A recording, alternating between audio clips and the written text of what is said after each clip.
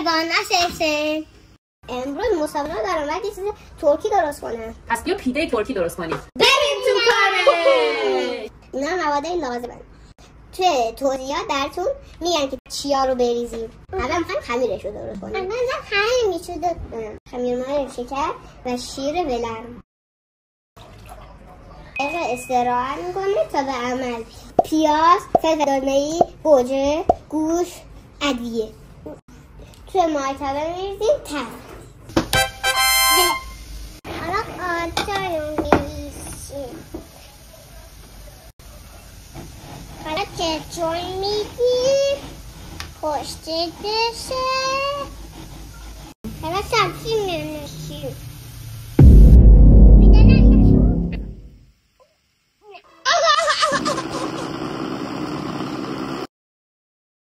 چسبیده دستتون کم کم آب اضافه کنیم.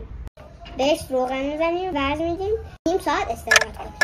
حالا خمیر رو پهن میکنیم بهش شکل میدیم.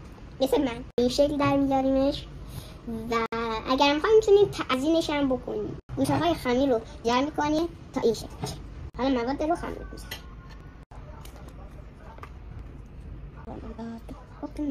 پنیر پیتزا رو میریزیم.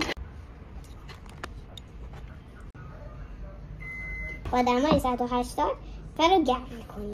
یک رو بعد بریزیم تا آماده بشه.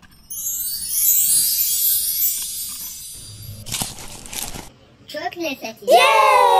حاضر آفیت شد. سابسکرایبتون یادتون نره. خدا نگهدار.